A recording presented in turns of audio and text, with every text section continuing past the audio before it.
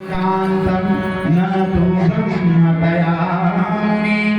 गुणप्रवाहो परमस्तासां गुणधिकां कथं। हे भगवान, गोपियों ने भगवान श्री कृष्ण को भगवान समझ करके प्रार्थना नहीं की। गोपियों ने श्री कृष्ण को परमात्मा भी नहीं समझा। गोपियों ने श्री कृष्ण को सिर्फ अपना प्रियतम समझा। फिर भी भगवान श्री कृष्ण ने गोपियों का उद्धार किया।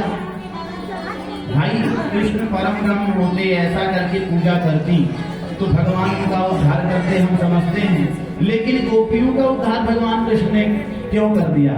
तब सुखदेव महाराज जी बड़ी सुंदर बात बोलते हैं कि उत्तम पुरस्तदेतते चैद्यः सिद्धिं यथागता विसन्न पिंडृषिकेशं विमुतारोक्षप्रिया।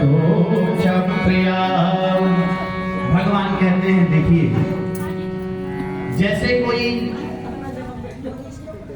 आग है, ठीक है, अब है तो भगवान श्री कृष्ण परमात्मा ही, परम ब्रह्म ही हैं। माताओं से आग्रह, ज्यादा बात नहीं करेंगे। अब जैसे भगवान श्री कृष्ण जी परमात्मा ही हैं, अब आप कृष्ण को अपना पुत्र समझ करके धारण कर लो तो कल्याण हो जाएगा। श्री भगवान कृष्ण को अपना प्रियतम मान करके उनकी आराधना करो, अपने चित्त को उनके चित्त में लगा दो तो कल्याण हो जाएगा। उन्हें अपना भाई समझ करके द्रौपदी की तरह कृष्ण जी में आप अपना चित्त लगा दो तो कल्याण हो जाएगा। सखा समझ करके उसमें उनमें अपना चित्त लगा देगी तो कल्याण हो जाएगा। अपना सारथी समझ करके कि भगवान जहाँ मैं जाता हूँ मैं नहीं जाता, आप ही ले चलते हो, और जो मैं कर रहा हूँ मैं नहीं करता, आप ही कराते हो तो आपका कल्याण हो जाएगा। उदाहरण के तौर पर अब व्यासनंदन जी बड़ा ही सुंदर उदाहरण उनको देते हैं। व्यासनंदन महाराज जी कहते हैं कि शिशुपाल की घटना तो सब जानते हैं। शिशुपाल भगवान को गाली देता था और शिशुपाल की मां को भगवान ने वचन दिया था कि जिस दिन इसके जो एक दिन में 100 गलतियां कर देगा तब फिर मैं इसे क्षमा नहीं करूंगा। इसलिए शिशुपाल का रोज का काम था, सुबह सो के उठता था और कृष्ण भगवान से बड़ा बैर था।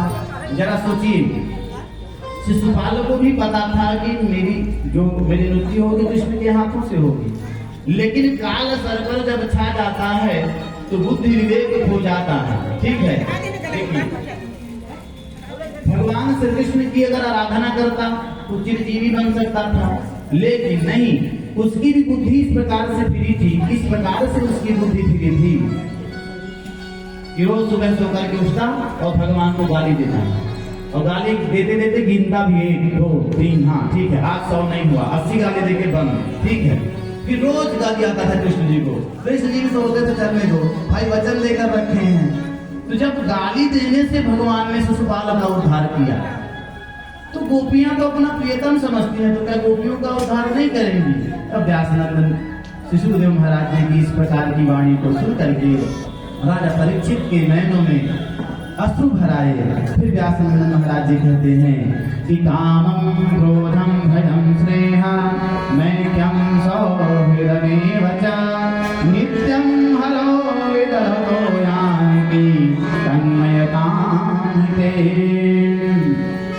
भगवान काम क्रोध मद लोभ सबके भगवान परे हैं।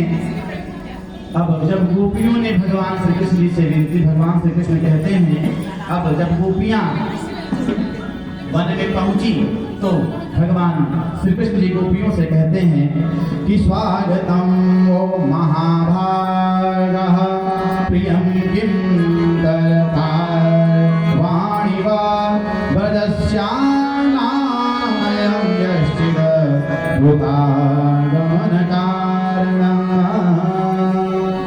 भगवान कहते हैं कि हे महाभाग्यवती गोपियों, तुम्हारा स्वागत है, बतलाओ तुमको प्रसन्न करने के लिए मैं क्या करूं? पहले तो भगवान कहते हैं यहाँ क्यों आई हो, तो सब बोलते हैं लोग, भगवान बुलाकर बोलते हैं क्यों आई हो, और भगवान ये भी कहते हैं कि तुमको प्रसन्न करने के लिए मैं ऐसा कौन सा काम करूं जिससे आप लोग प्रसन्न हो जाएंगे।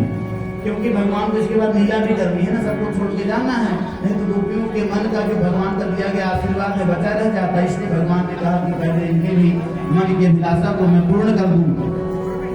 और भगवान सुंदरी गोपियों से ऐसा भी कहते हैं, देखो रात का समय है, यह स्वयं बड़ा ही भयावह होता है। आप लोगों को अपना घर बार छोड़कर आना नहीं था। इस प्रकार आप लोग अपना घर छोड़ दिए, पति को छोड़ दिए, पुत्रों को छोड़कर सब यहाँ चली आई हैं। अब भगवान कहते हैं अतः तुम सब तुरंत ही ब्रज में लौट जाइए। भगवान कहते हैं आप लोग ब्रज लौट जाइए। जब तुम्हारे पिता, तुम्हारे पुत्र और आपके पति, घर वाले जब आपको घर में नहीं पाएंगे तो उन्हें बड़ी चिंता होगी। तब देखिए यहाँ हमारे लिए भी एक उपदेशात्मक वाक्य है कि जब भगवत कार्य में जाना हो, जब भगवत शरणागति लेनी हो, तो पिता पुत्र भगवान में अपने मन को इतना लीन कर दें कि फिर पिता पुत्र और भाई बहन का मोह न रह जाए। गोपियां सब छोड़कर भगवान की शरण में आई हैं और गोपियां कहती हैं क्या कि पितु मातु सहायक स्वामी सखा, तुम ही एक नाथ हमारे हो, जिनके कछु और आधार नहीं, तिनके तुम ही रखवारे हो। पितु मातु सहायक स्वामी सखा, तुम ही एक नाथ हमारे हो, जिनके कछु और आधार नहीं, तिनके तुम ही रखवारे हो। कि हे भगवान, इस संसार में जिसका कोई आधार नहीं है, उसके मात्र और मात्र आप ही सिर्फ एक सहायक हैं प्रभु दीनानाथ। दंडकारण्य के ऋषि भी भगवान का सानिध्य प्राप्त करने को गोपी बन गए थे। दंडकारण्य के जो ऋषि थे वे भी इस समय भगवान का सानिध्य प्राप्त करने के लिए गोपी बन करके आए। इस प्रकार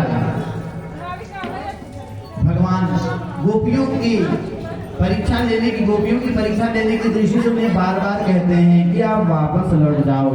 दृष्टम वनम कुसुमितम राकेश कररंजितम, यह वन बहुत ही दुष्कर है, आप लोग अपने अपने घर में लौट जाओ, वन में आप लोग रह नहीं सकती। अच्छा, गोपी कहते किसको है? देखिए, गो का अर्थ होता है इंद्रियां और पी का अर्थ होता है जो अपनी इंद्रियों पर पूरी तरीके से नियंत्रण पाले, इंद्रियों को पी जाए, वह गोपी होता है। इस प्रकार जो अपने 10 इंद्रियों को पूर्णतः अपने नियंत्रण में कर ले और भगवान में लगा दे, वह गोपी है। अच्छा, जो भगवान महारास कर रहे हैं, महारास में स्त्री और पुरुष का कोई भेद है नहीं। पुस्तक में लिखा गया है जब तक देहाभिमान भूले नहीं तब तक महारास में प्रवेश मिलता नहीं। अच्छा, शंकर जी भी अपने आप को नहीं रोक पाए। सुखदेव जी कहते हैं कि यमाकर्ण्यं गोप्यो गोविंद भासितम विखन्ना भग्न संकल्पा चिंता भगवान कहते हैं श्री कृष्ण का यह अभिप्राय सुनकर गोपियां उदास चिन्ह होकर के बैठ गईं, उनकी आशा टूट गई। वे अथाह एवं अपार समुद्र में डूबने लगी, उनके हिम्म फल पके हुए कुंभों के समान हो गए। अब वे बहुत तेज तेज सांस लेने लगी कि हम लोग अपना सब घर बार छोड़कर परमात्मा की शरण में आए हैं और भगवान भी